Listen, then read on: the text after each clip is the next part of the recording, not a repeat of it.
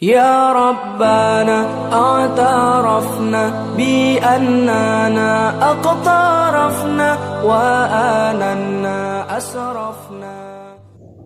Assalamualaikum warahmatullahi wabarakatuh. Alhamdulillahirabbil alamin, shalatu wassalamu ala khatamin nabiyyin Muhammadin wa ala alihi wa sahbihi wa sallim ajma'in. Asyhadu an la ilaha illallah wahdahu la syarikalah wa asyhadu anna Muhammadan abduhu wa rasuluhu la nabiyya ba'dah. Allahumma shalli ala Muhammad wa ala alihi wa sahbihi wa mawalah. Saudara-saudara yang dirahmati Allah Subhanahu wa taala, kita bersyukur kepada Allah. Pada kesempatan ini kita bisa hadir kembali untuk menyampaikan yaitu makalah ataupun yaitu ceramah-ceramah singkat yang pada kesempatan ini insyaallah ya kita ingin menyampaikan beberapa hal punya dengan yaitu hayatul yaumiyah, ya, kehidupan sehari-hari yang dibimbingkan oleh Allah Subhanahu wa taala dalam Quran, juga dibimbingkan Rasulullah dalam hadis, dan juga nanti dari asar-asar sahabi. Ya, Ahlus Sunnah memahami bahwa pendapat sahabat itu bisa dijadikan rujukan, yaitu selama tidak bertentangan dengan Quran dan Sunnah. Ya, ini sebagai satu bentuk penghormatan kita pada generasi sahabat. Saudara-saudara yang dirahmati Allah, yang kedua tidak lupa salawat salam semoga selalu tercurah pada Nabiullah Muhammad sallallahu alaihi wasallam, uswah hasanah kita, suri teladan kita yang kita ikuti, yang kita tunggu syafaatnya hari akhir nanti atas izin Allah Subhanahu wa taala. Saudara berbahagia, pada kesempatan kali ini tema pembahasan kita adalah apa yang harus dicari oleh seorang muslim agar menjadi manusia yang sempurna, agar menjadi yaitu insan karim, ya, manusia yang mulia di sisi Allah Subhanahu wa taala. Saudara-saudara yang berbahagia, apa yang saya sampaikan sumbernya adalah diambil dari asar sahabi, yaitu apa yang disampaikan sahabat Rasulullah, yaitu dari sahabat Umar bin Khattab radhiyallahu anhu. Nanti dalam kitab bisa dilihat dalam kitabnya yaitu Nasaih, ya, Nasaihul, yaitu dalam kitab Nasaih. Saudara berbahagia, ada sebuah rahasia besar yang sesungguhnya dipegang oleh para sahabat Rasulullah dulu, ya, ketika beliau membaca atau mendengar langsung dari kalam-kalam Allah, Al-Quran, dan juga sunnah-sunnah Rasulullah, perkataan Nabi, ya, sunnah kholiyah. Maka para sahabat itu kadang-kadang punya pendapat yang memberikan yaitu garis ataupun memberikan satu kesimpulan menurut beliau para sahabat ini. Sehingga saudara berbahagia, sahabat Umar bin Khattab memberikan satu pandangan sebagai asar sahabi, ya, tapi asar sahabi ini tidak sekuat Quran, tidak sekuat hadis, tapi cukuplah bisa untuk membimbing yaitu kita semua orang-orang yang berpemahaman Ahlus Sunnah wal Jamaah. Apa itu? Yaitu tiga hal yang mesti harus dicari oleh seorang muslim agar kehidupan mereka itu menjadi orang-orang yang berkehidupan mulia, agar sempurna menjadi manusia. Apa, saudara? Yang pertama yaitu thalabul ilmi. Seorang muslim yang benar, jangan lupa carilah ilmu, saudara. Ya, karena apa? Dengan ilmu itu akan membedakan antara manusia dan bukan manusia, akan mengangkat derajat kita. Sebagai Nabi bersabda, yarfa'ullahu alladzina amanu minkum walladzina utul ilma darajat. Ya, Allah akan mengangkat orang-orang yang berilmu, dari orang yang beriman dan berilmu itu satu tingkat, satu derajat di atas orang-orang yang lain, sudah. Itu. Bahkan Nabi juga mengatakan, utlubul ilma minal mahdi ilal lahdi, carilah ilmu ya dari lahir sampai mati. Ilmu inilah yang akan mengangkat derajat manusia. Ya, karena al-ilmu ya'ul amal. Ilmu itu adalah pengarah amal, ya. Maka jangan meremehkan ilmu. Maka di sini sudah berbahagia, yaitu thalabul ilmi, ya. Generasi sahabat itu sangat suka masalah ilmu, sangat rakus masalah ilmu. Sehingga kalau kita pahami orang-orang terdahulu, ya orang-orang terdahulu dengan membaca Quran, dengan mentelaah isi Quran, dengan mentelaah kandungan-kandungan Al-Quran, justru melahirkan orang-orang hebat, sudah. Seperti kalau kita kenal yang namanya yaitu siapa? Ibnu Sina. Ya, beliau adalah orang yang hafal Quran, belajar Quran lalu mentelaah isi kandungan Quran. Maka lahirlah ilmu kedokteran dari orang-orang seperti ini, Ibnu Sina. Ya, nanti ada Al-Farabi yang terkenal dengan ilmu astronominya, ya, dengan perbintangannya. Ini dengan mereka belajar ilmu. Ini saudara yang dirahmati Allah Subhanahu wa taala. Ya, dan masa lalu tidak ada membedakan antara ilmu dunia, ilmu akhirat. Ya, semua ilmu agama, semua ilmu Quran Sunnah ini adalah juga mencakup ilmu-ilmu masalah sains, teknologi dan seterusnya. Ya, sehingga ada pembedaan antara ilmu dunia, ilmu akhirat, ya. Ini menjadikan pemahaman kita menjadi lebih sempit. Ya, seolah-olah orang yang di pondok itu hanya belajar ilmu akhirat, ilmu agama dan ilmu umum.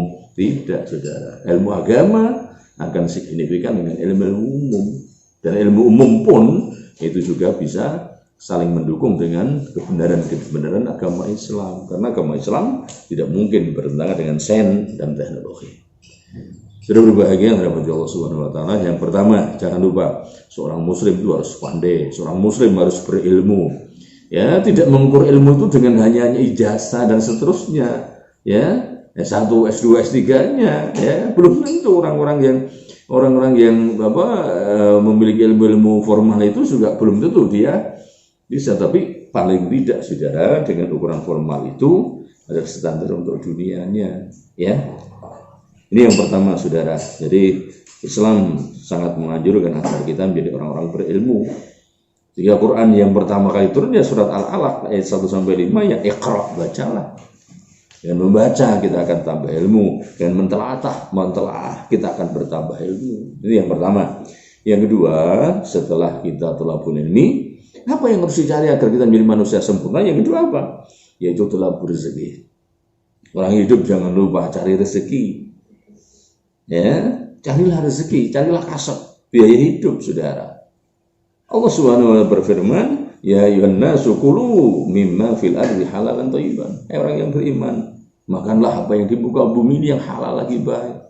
Maka harus berusaha mencari yaitu biaya hidup, apa yang bisa kita makan. Ya. Nah, ini sudah berbahagia. Nanti Nabi juga mengatakan, juga bersabda, thalabul halali wajibun ala kulli muslimin. Ya, mencari yang halal itu wajib bagi setiap orang mukmin, orang-orang Islam. Maka berusahalah untuk mencari rezeki, terutama memilih rezeki yang halal dan yang baik. Ini tidak boleh seorang muslim itu apa? La takunu kallan 'alan nas. Jangan kalian menjadi tanggungan orang lain. Di sini telah rezeki. Lah, ketika masalah menganjurkan mencari rezeki seperti ini, Rasulullah suatu saat ditanya oleh seorang sahabat yang masih muda, bertanya, "Ya Rasulullah, ayul kasbi Allah, ya Nabi, mencari kasab apa, mencari biaya hidup apa yang terbaik, Nabi?" Maka Nabi mengatakan, "Siyabul kasbi kasbu tijarah wa amul rajuli biyadihi." Sebaik-baik orang mencari biaya hidup yaitu dengan cara perdagangan. Ya, dengan cara berdagang, dengan cara bisnis, wirausaha. Ya, terus apa? Kalau nggak bisa begitu, ya beramal atau berbuatlah dengan keterampilan tangan kalian. Itu yang kedua, saudara. Ya, ini yang bisa ukir ya dengan ukir, keterampilan tangan. Yang bisa bengkel ya bengkel, yang bisa kayak gitu, saudara, dirahmati Allah. Tapi yang pertama adalah yaitu kasbu tijarah. Jadilah seorang pedagang. Ini sehingga orang-orang Yun Sewu ya di masyarakat Indonesia kita yang namanya menjadi pedagang itu adalah karena terpaksa, bukan karena sebuah keinginan, bukan karena sebuah cita-cita. Ya, sehingga bangsa Indonesia kita karena bangsa terjajah, lama terjajah, sehingga kalau ditanya pengen jadi apa anaknya, ya jadi pegawai negeri. Ya, karena apa? Penak pegawai negeri itu. Nah itu ya, mangkat gajian ya dan seterusnya. Bukan begitu, sudah berbahagia. Nah, terus inilah Yang kedua ya, thalabur rezeki, carilah rezeki. Insya Allah dengan mencari rezeki ya kita dituntunkan bagaimana menjadi seorang bisnismen yang baik dan seterusnya. Nah, sehingga Nabi bisa mengatakan apa? At-tajirul amin was-saduq wal muslim ma'syuhada yaumil qiyamah. Pedagang yang jujur, bisa dipercaya dan dia seorang muslim, maka derajat mereka nanti ketika menghadap Allah adalah sebagaimana seorang syuhada, seorang yang mati syahid di sisi Allah Subhanahu wa taala karena dia adalah pejuang-pejuang ekonomi. Ya, saudara berbahagia, inilah yang harus kita sadari. Kita itu berusaha dengan konsep-konsep seperti itulah rezeki, carilah rezeki. Nah, terus jangan lupa, manusia kalau sudah punya ilmu, punya rezeki, jangan lupa saudara, ada satu lagi agar kita menjadi manusia sempurna. Apa? Yang ketiga adalah thalabul jihad. Carilah kesempatan untuk berjuang di sisi Allah Subhanahu wa taala. Ya, berjuang di sisi Allah Subhanahu wa taala. Sebab apa saudara? Kalau orang nggak mau berjuang, nggak ada yang mau berjuang. Agama ini nggak bisa tumbuh, saudara. Islam dikembangkan dengan perjuangan, ya. Baik itu perjuangan di masa Rasulullah, para sahabat Nabi, sampai dikatakan, yaitu, ya, bagaimana Allah Subhanahu Wa Taala memberikan satu anjuran untuk berjuang. Allah berfirman, Ya ayyuhalladzina amanu, hal adullukum ala tijaratin tunjikum min adzabin alim. Hai orang yang beriman, maukah kalian aku tunjukkan satu perniagaan yang membebaskan kita semua dari azab yang pedih? Apa itu? Tu'minuna billahi wa rasulihi, iman kepada Allah, iman kepada Rasulnya. Wa tujahiduna fi sabilillahi bi amwalikum wa anfusikum. Kalian berjuang di jalan Allah dengan harta kalian, dengan jiwa kalian. Sudah berbahagia ya. Sekarang ada pertanyaan. Setiap bulan, setiap tahun berapa pondok pesantren melahirkan para hafidh-hafidhah? Coba berapa ribu hafidh-hafidhah lahir dari pesantren. Sekarang jadi pertanyaan apa? Kenapa di desa-desa masyarakat umum itu banyak imam masjid itu yang mereka nyun sewu ya, ada orang-orang yang belum fasih membaca Quran? Kenapa bisa begitu? Itu ada beberapa hal. Yang pertama, mungkin orang-orang yang nggak fasih itu karena dia sudah merasa tua, tidak mau diganti. Yang kedua, anak-anak muda yang hafal Quran ini, saudara, tidak ada yang mau berjuang. Mereka ya kemana-mana hanya ngejar-ngejar harta, ngejar-ngejar rezeki. Tidak bisa begitu, saudara. Hati-hati, saudara. Mental perjuangan ini yang menandakan besar kecilnya kita. Besar kecilnya umat Islam itu dari jiwa jihad fisabilillah. Ya, bahkan hati-hati saudara. Orang yang nggak mau jihad, meskipun dia berilmu, meskipun dia berharta, tidak akan ada kekuatan, saudara. Saudara berbahagia, saya kira itu saja. Yang jelas, saudara, bagaimana kita dengan tiga hal ini, coba setiap orang, setiap santri, ya, memahami bahwa apa yang ia kerjakan dari pesantren di mana, adakah niatkan perjuangan. Jangan sampai kita meniatkan mencari rezeki. Ayo, sehingga kita ya ngajar pesantren, ngajar madrasah, kita tetap punya mental untuk menjadi seorang yang siap, yaitu mencari rezeki. Ya, saudara, ya, dengan segala jalan yang dihalalkan oleh Allah Subhanahu wa taala, sehingga kita tidak merasa sepi bahwa kita ngajar harus dapat gaji sekian. Tidak perlu. Ya, kalau dapat transport ya diterima, tapi jangan dijadikan itu adalah thalabur rezeki, mencari rezeki, ya. Sehingga sudah berbahagia. Salahnya orang memahami bahwa saya bekerja di pesantren, saya bekerja di madrasah, ini bukan bekerja, tapi antum semua sedang berjuang, sedangkan bekerjanya. Marilah kita bekerja menjadi pedagang. Sekarang apalagi banyak apa, yaitu online dimanapun, itu kita tidak mesti harus menggunakan waktu kantor dan seterusnya. Ini peluang. Maka sudah berbahagia, bukalah cakrawala pandang kita sebagaimana cakrawala pandang para sahabat-sahabat Rasulullah SAW yang akan menjadikan kita sukses dunia sampai sukses di akhiratnya. Ya, saya itu saja yang dapat saya sampaikan, mudah-mudahan bermanfaat. Subhanakallahumma wa bihamdika asyhadu an la ilaha illa anta astaghfiruka wa atubu ilaik. Assalamualaikum warahmatullahi wabarakatuh.